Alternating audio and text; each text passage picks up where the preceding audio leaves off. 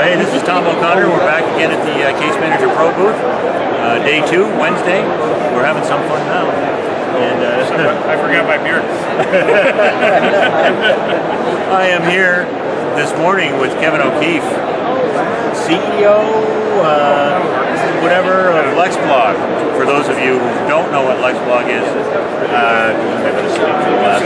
it's a managed WordPress platform for law. Yeah. There's 15,000 lawyers around the world that publish on our platform. Right. And Kevin is also ubiquitous. We were just talking off camera about your being at AALL and recording and posting and all of that. So I wanted to ask, the discussion we've been having has been, where are we with technology? It's almost like we overpromised to lawyers the efficiencies that will flow from acquiring technology. And I'm just wondering what you're hearing.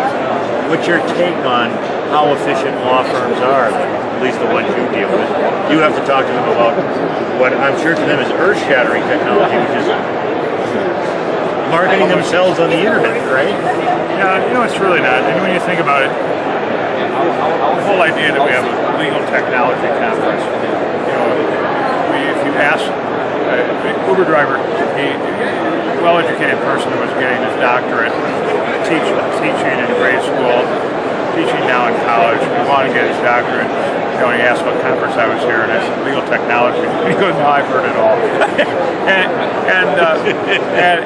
I think the point to that was that we do talk sometimes at least with technology conferences and technology. Like somehow people think this is special to the law. It's just technology.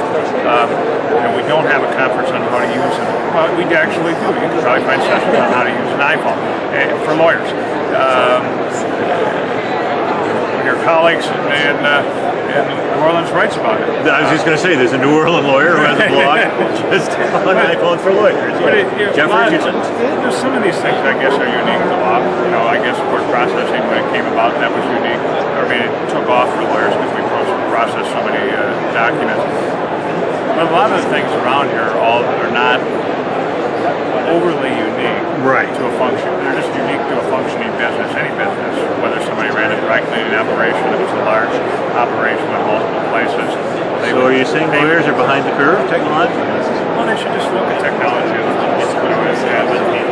With the internet, the use of the internet, I started using the internet as a way to engage people 20 years ago. It wasn't that complicated. You have an AOL account, you push a button on, people are asking questions, and you answer some questions. I didn't need anybody to teach me that. I didn't need anybody's special tools for that. I didn't need a conference for that. I just needed to be smart. Wow, if I would help people. People might look at me as somebody that could help them if they needed a lawyer.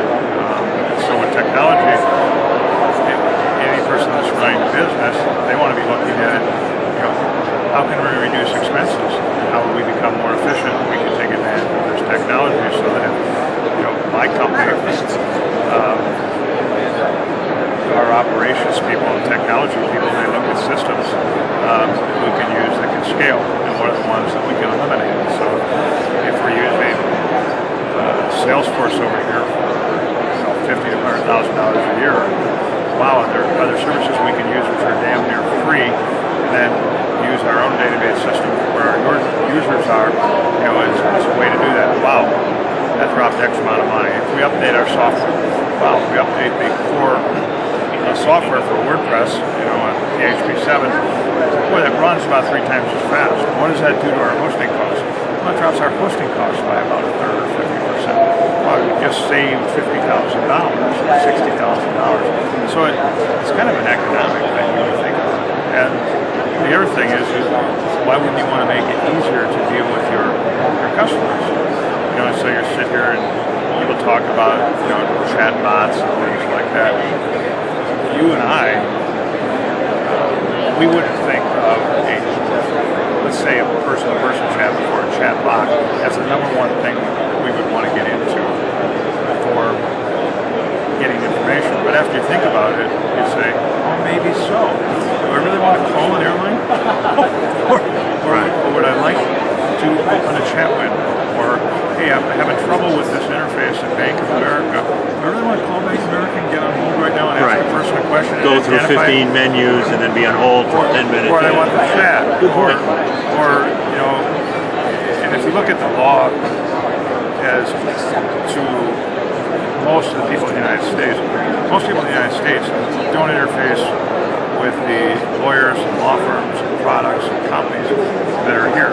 85% of people in the country, lawyers are relevant. They would not think of a lawyer when they have a legal need. We're number 6.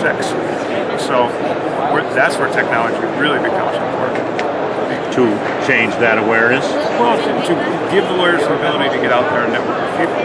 Right. Because if they don't go out there and be with people, people are never going to trust them. They're irrelevant. And so we got to have technology that allows us to do that. So I get interested in the type of technology that's advancing. So how do you change the lawyer's way of thinking about that? Or do you? That'll be Darwin. That was Craig Ball's answer too. He said, when I asked, so what's going to make things change, he said, attrition. We have people at bar associations that are fighting yes. the ability for LegalZoom, Rocket Lawyers, Avo to operate on legal services. Because they're saying, you know, they come up with these cockamamie reasons. Okay, well, do you really think that, you know, the New York State Bar, lawyer service can compete with Amazon or LegalZoom? There's no way. I mean, they're going to say, well, go to the site, get a lawyer, call the lawyer, make an appointment after they call you back the next day. Come downtown, pay for parking, take a half day off work, and have some Yahoo with a legal pad make a few notes over, you know, a will and a trust for your family. Or you could look it up and say, oh, it looks like we need one of these, and then a little button comes up and says, okay, would you like to prepare, or would you like to see a lawyer too? And you say, well, how much does a lawyer cost? Oh, it's only $180 or $250. And LegalZoom or Avo gets their $40, the lawyer gets $200, and the lawyer's who's at home. Right. Or maybe working for a law firm, and the law firm's paying that person in, you know, Omaha or Lincoln or whatever, $40,000 or $50,000 a year as a first-year grad. If they can get that lawyer to earn, pull in $20 grand a year, $30 grand a year doing that type of stuff, it sure makes it a lot easier not to crack, keep that lawyer on board. And then that lawyer's making himself relevant to people. Until that happens, the lawyers are willing to use technology. That's a tough nut to crack. But you really do feel Darwinism will take over. It's the natural evolution of society. It already happened. I mean, so if you actually said, we have a business, and in that business, the professionals are irrelevant to 85% of the market, 85%. And when people have a need for the type of service they offer, they are number 6 for who I'm going to call. Who I'm going to call, who I'm going to ask. How are they doing? And you go, wow, they've been crushed. They've been pushed out of the market. You say, yeah, you're right. So it isn't like a wake-up call. It already happened. And the sad part is that we have good, caring lawyers that be willing to help people if some of the authorities would get out of the way.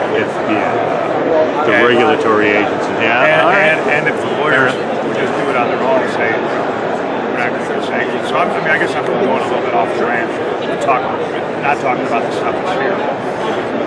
No, but Craig Ball started at exactly the same spot when we talked to him yesterday. That he said, to your point, we make legal technology like this special little substrata when technology is all around us and we all use it and we all embrace it. Why are we putting ourselves off in a little garage on the side that nobody has the key to?